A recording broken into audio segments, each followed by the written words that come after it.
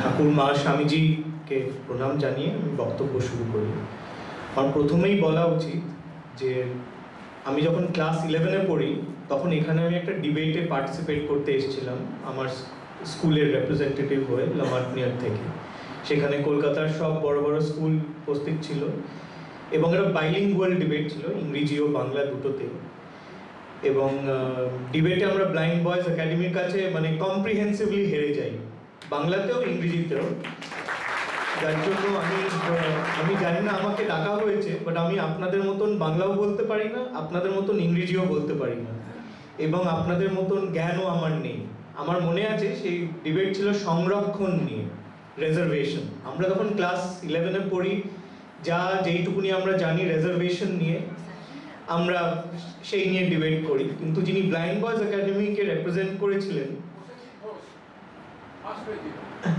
উনি ফার্স্ট হয়েছিলেন। ওনারা যেই ইন্দ্রা সোয়ানি নিয়ে আলোচনা করেছিলেন, এই supreme court judgement, supreme court কি বলছে, পার্লামেন্ট কি বলছে, যেসব আমাদের কোনো ধারণাই ছিল না এইসব ব্যাপারে। ইনফ্যাক্ট ওই ডিবেট থেকে ফিরে এসে আমরা রিয়েলাইজ করলাম যে আমরা কিছুই জানি না। যে আবার এত বছর পরে এই সেম জায়গায় ফিরে আসতে আমার একটু মানে আমি ইতস্তত বোধ করছিলাম, কিন্তু মহারাজ যেহেতু ডেকেছেন আমি এসেছি। প্রথমত শুরু করার আগে আমার শিক্ষকদের আমার স্মরণ করা উচিত, কারণ এরকম সুযোগ তো আমি পাই না।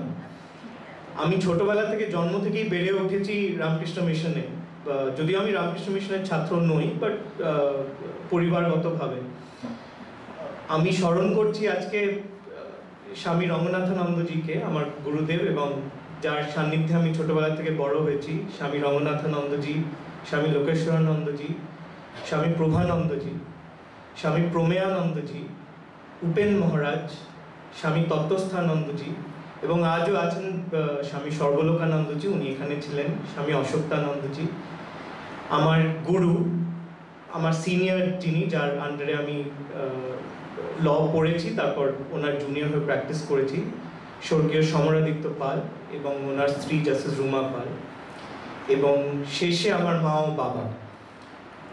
আলটিমেট টিচার, আলটিমেট গুরু, আলটিমেট শিক্ষক সবসময় ঠাকুরমা স্বামীজি। কিন্তু তাদের সঙ্গে ডিরেক্ট কানেকশন স্থাপন করতে একটু হাই ফ্রিকোয়েন্সি লাগে। তার জন্য একটা ডিগ্রি অফ আধ্যাত্মিক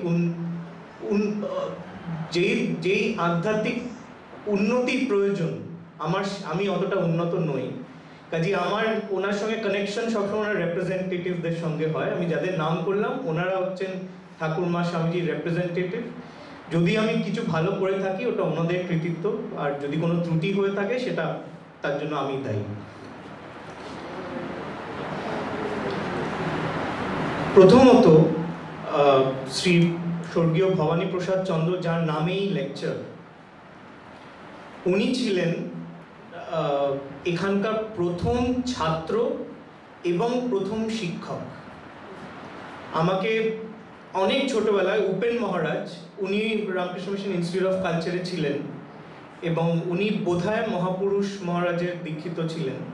উনি আমার ছোটবেলায় বলেছিলেন, ইনফ্যাক্ট আমি যখন ল কলেজে ভর্তি হই উনি একটু ডিসঅ্যাপয়েন্টেড হয়েছিলেন, বলে উকিলরা তো মিথ্যা কথা বলে, সবসময় ফ্যাক্টসকে টুইস্ট করে, তুমি উকিল হবে। ঠাকুর কিন্তু উকিলকে পছন্দ করতেন না।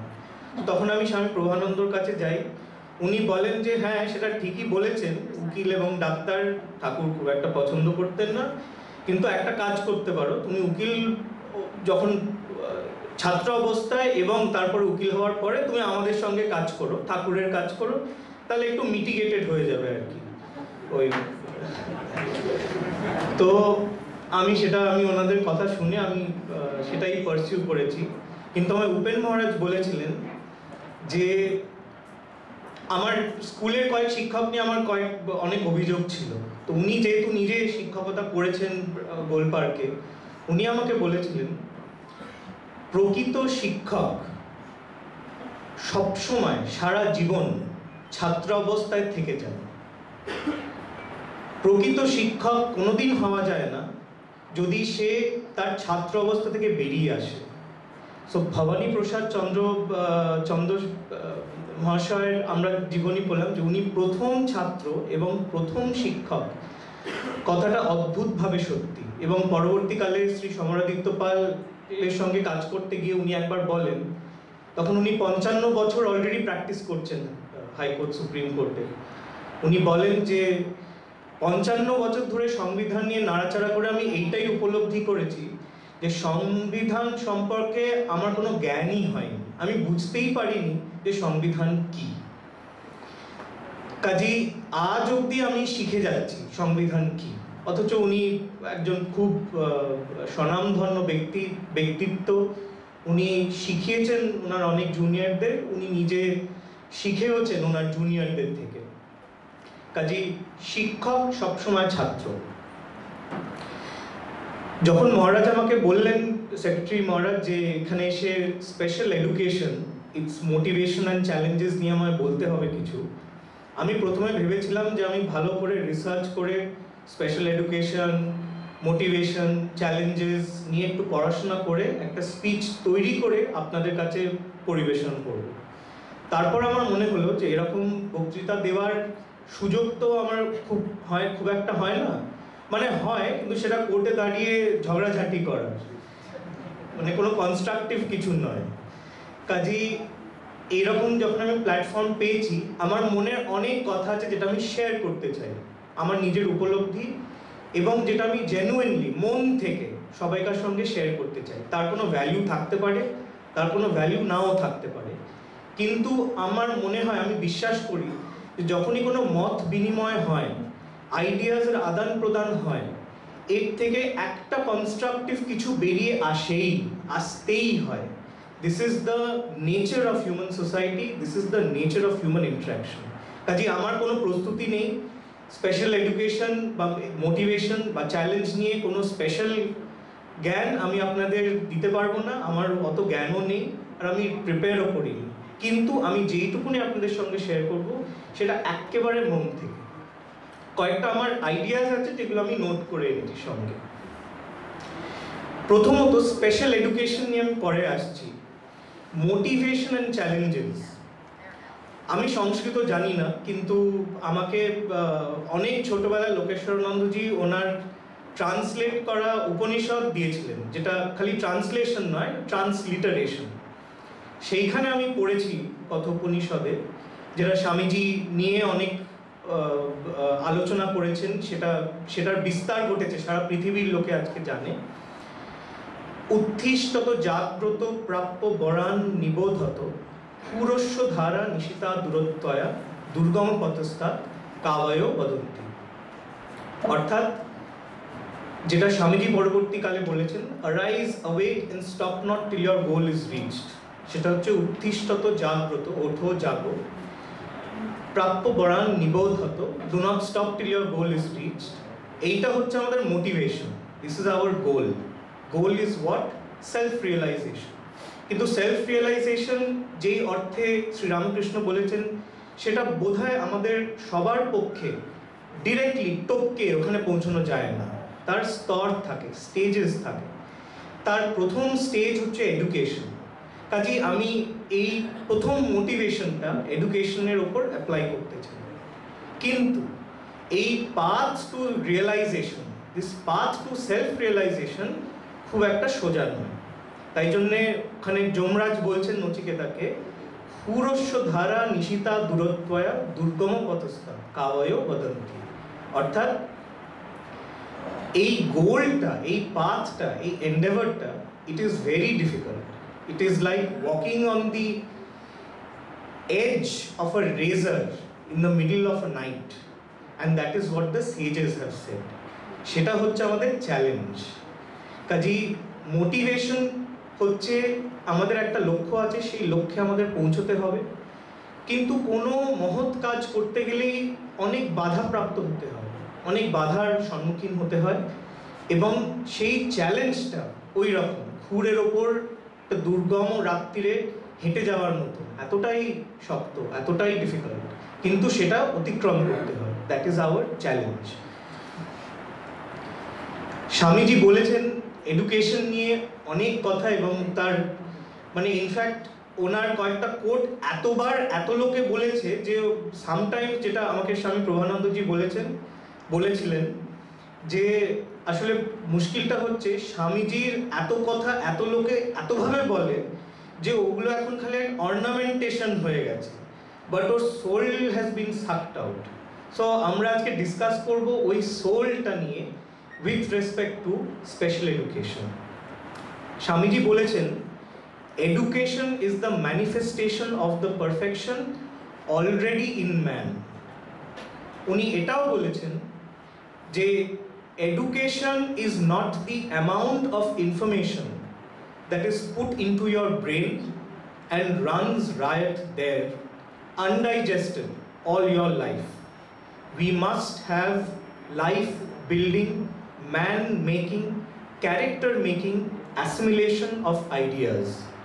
If you have accumulated 5 ideas and made them your life and character, you have more education than any man who has got by heart a whole library. If education is identical with information, the libraries are the greatest sages in the world and the encyclopedia are the rishis. কাজী আমরা যখন special education নিয়ে কথা বলবো, আমাদের আগে consider করতে হবে education মানে কি। এডুকেশন মানে স্কুলে গিয়ে লাইব্রেরিতে বসে 5টা বই পড়ে মুখস্থ করা নয়, বা কোনটা ঠিক কোনটা ভুল খালি জেনে চুপ করে বসে থাকা নয়, সেটাকে ইমপ্লিমেন্ট করা। এবং সেটা ইমপ্লিমেন্ট কিভাবে করা যায় না, সেটা আগে ইমবাইব করতে হয়, সেটাকে অ্যাবজর্ব করতে হয়। কারণ সেটা যদি করা না হয়, খালি নলেজকে যদি আমি এডুকেশন হিসেবে ধরি, তাহলে তাতে সমাজের কোনো উপকার হয় না। এই নিয়ে একজন মহান দার্শনিক বার্ট্রান্ড রাসেল, উনি বোধহয় impact of science on society বা ইম্প্যাক্ট অন এডুকেশন অফ সোসাইটিতে একটা কথা বলেছিলেন, knowledge is power, but it is power for evil just as much as for good.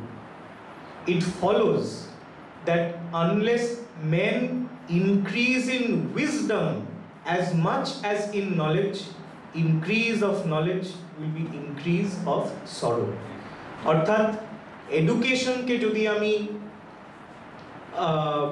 একটা স্টেজ হিসেবে ধরি আমাদের লাইফে, তার প্রধান উদ্দেশ্য হওয়া উচিত আত্মজ্ঞান অর্জন করা, উইজডম। সেই উইজডম না থাকলে এডুকেশনের কোনো মানে হয় না। It is not just acquisition of knowledge.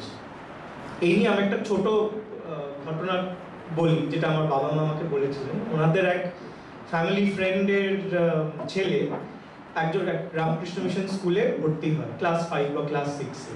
আমার বাবা জুট মিলে কাজ করতেন, কোয়ার্টারে থাকতেন।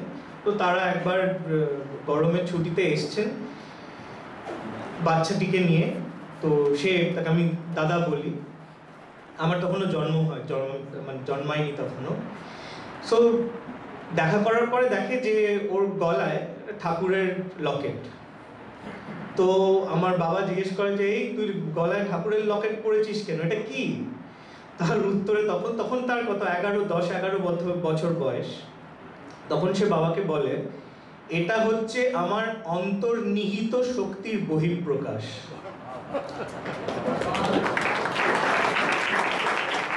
তো সে তখন অ্যাডমিশন নিয়েছিল বোধহয় রামকৃষ্ণ মিশন দেওঘর। তো এই অন্তর্নিহিত শক্তির বহিঃপ্রকাশ ঘটানোটাই এডুকেশনের লক্ষ্য।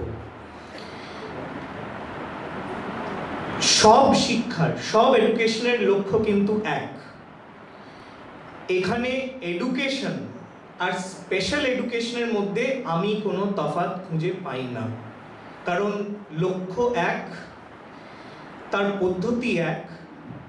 কিন্তু এই স্পেশাল শব্দটা হচ্ছে খুব একটা ক্ষুদ্র অংশে, সেটা হচ্ছে মিডিয়াম, মোড, মেথড, কিভাবে সেই এডুকেশনটা একজন অর্জন করছে। কারো দৃষ্টি আছে কিন্তু অন্তর্দৃষ্টি নেই, কিন্তু আরেকজনের দৃষ্টি না থাকতে পারে কিন্তু অন্তর্দৃষ্টি আছে, সেটাই প্রকৃত দৃষ্টি। কাজেই সেই দৃষ্টিটা কোনো ফ্যাক্টরি নয়। আমরা যেটা সেন্সরি পারসেপশনের সেন্সে বুঝি সেটা কোনো ফ্যাক্টরি নয়। কাজেই গোল যদি এক হয় তার মাধ্যমটা খালি ডিফারেন্ট। ফর ইনস্টেন্স, আমি একটা বই পড়ছি, আমার এক ধরনের সেন্সরি পারসেপশন আছে, আরেকজনের অন্যরকম সেন্সরি পারসেপশন আছে, তার ব্রেল প্রয়োজন। কাজেই এখানে স্পেশাল এডুকেশন বলতে ওইটুকুই, কিন্তু সেই বইতেও এক জিনিস লেখা আছে, এই ব্রেলের মাধ্যমে যেই বই আছে সেটাতেও এক জিনিস লেখা আছে। আমাকে মহারাজ দিলেন আমাদের সংবিধানের একটা ব্রেল সংস্করণ। সংবিধানে তো আর্টিকেল 1 তো ইন্ডিয়া দ্যাট ইজ ভারতই লেখা আছে, আপনার ব্রেলেও ওই ইন্ডিয়া দ্যাট ইজ ভারতই লেখা আছে। It is only a question of means of imparting education, এর বাইরে কিছুই নয়। আমাকে ছোটবেলা থেকে শেখানো হয়েছে, আমি এতজন মহারাজদের সঙ্গে ছোটবেলা থেকে মিশেছি। যখন আমি ফার্স্ট কলেজে ভর্তি হলাম, ল কলেজে গেলাম, আমি একবার জিজ্ঞেস করেছিলাম স্বামী প্রভানন্দজিকে যে আমি তো ল পড়তে চাইনি, আমার মা জোর করে পড়িয়েছিলেন ল। তো আমি জিজ্ঞেস করেছিলাম ওনাকে যে আমি কিভাবে অ্যাপ্রোচ করবো, আমি তো ক্লাসে ইন্টারেস্ট পাবো না, আমি সাবজেক্টে ইন্টারেস্ট পাবো না, তাহলে আমার তো কোনো ফিউচার নেই, ভালো উকিলও হতে পারবো না, আমি মানে আমার ইন্টারেস্টই নেই এই ফিল্ডে। আমাকে প্রভানন্দজি বলেছিলেন যে তুমি যদি ভালো ছাত্র হতেও চাও, দুটো জিনিস মাথায় রাখবে, সত্যি কথা বলবে, সত্যি পথে চলবে। সত্যি কথা বললে, সত্যি পথে চললে বাকি সব কিছু নিজে থেকে চলে আসে। কারণ এই দুটো প্রিন্সিপাল মেনে চললে একটা অটোমেটিক্যালি, এর জন্য আর কিচ্ছু করতে হয় না, নিজের মধ্যে একটা মরাল কম্পাস তৈরি হয়ে যায়। সেই মরাল কম্পাসটা কি?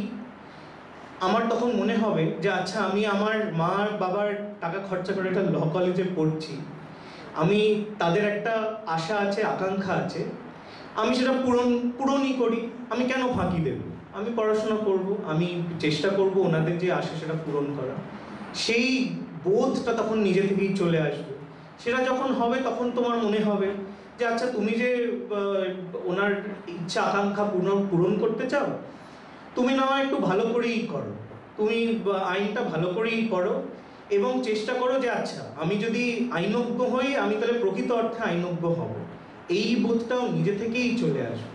এটা একটা প্রসেস, কিন্তু এই প্রসেসটার মধ্যে যদি ওই মরাল ব্যাকবোন না থাকে তাহলে কোনো এডুকেশনেরই কোনো মানে হয় না। সো দেয়ারফর উনি আমাকে বলেছিলেন, do not treat Vivekananda as an embellishment, do not treat Vivekananda as a historical figure, do not treat Vivekananda as simply a prophet for the modern age, do not treat Vivekananda as an inspiring writer, do not treat Vivekananda as a person, treat Vivekananda as a principle. আমি পরবর্তীকালে পড়েছি যে স্বামীজিও ঠাকুরকে নিয়ে সেটাই বলেছেন যে Sri Ramakrishna is a concept, the concept which has to be imbibed. কিভাবে? আমি জানি সত্যি কথা বলা উচিত, এটা আমি জানি, এটা ফার্স্ট স্টেজ, আমি পড়লাম, কিন্তু এতেই তো আর আমি ইমপ্লিমেন্ট করলাম না। যখন আমি নিজে সত্যি কথা বলবো তখন আমি বুঝবো the purpose of education has been satisfied. কাজেই আমি প্রথম থেকেই বিশ্বাস করি যে সেন্সরি পারসেপশন ইজ ইমম্যাটেরিয়াল, কিছু যায় আসে না, কিন্তু এডুকেশনের গোল এক, সবাইকার জন্য এক।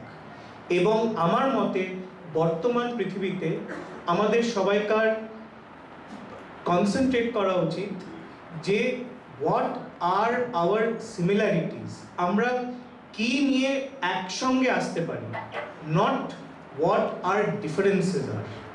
এই obliteration of all physical differences is the goal, সেটাই আমাদের লক্ষ্য। আমরা চেষ্টা করব যে যেই জিনিসটা আমাদের মধ্যে বিভেদ সৃষ্টি করে সেটাকে আমরা ইগনোর করব, যেটা আমাদের সিমিলারিটি সেটার দিকে কনসেন্ট্রেট করব।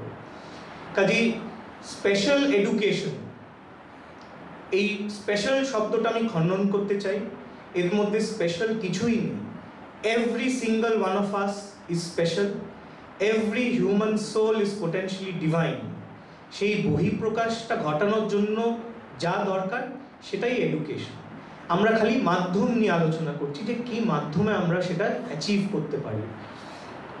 আমার মতে একটা প্রযুক্তির অনেক ড্রব্যাকস আছে।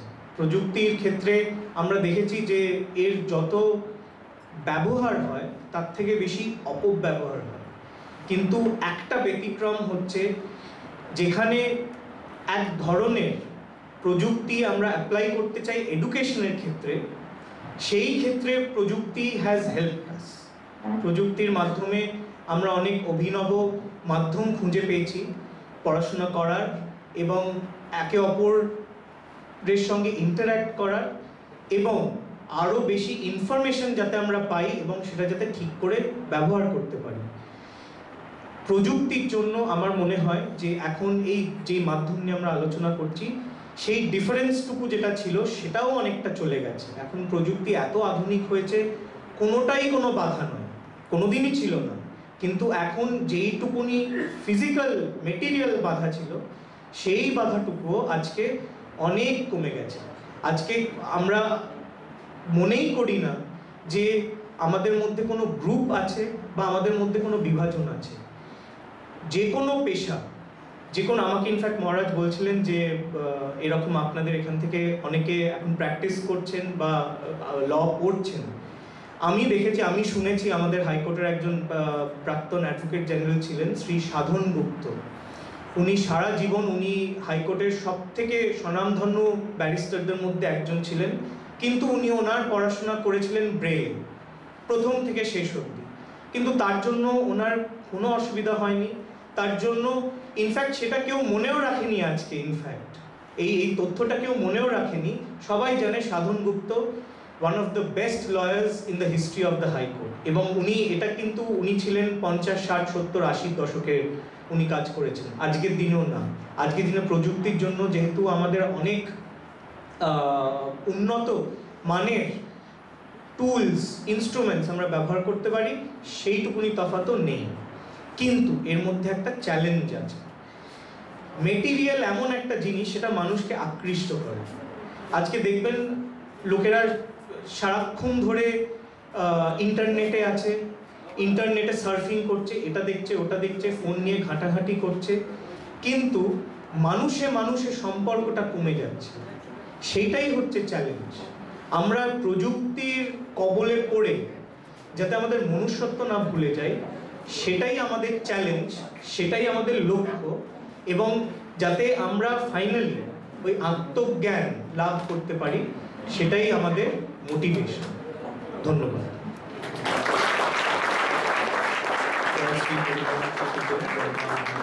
स्वामी जी महाराज जी की जय। जय जगन्नाथ।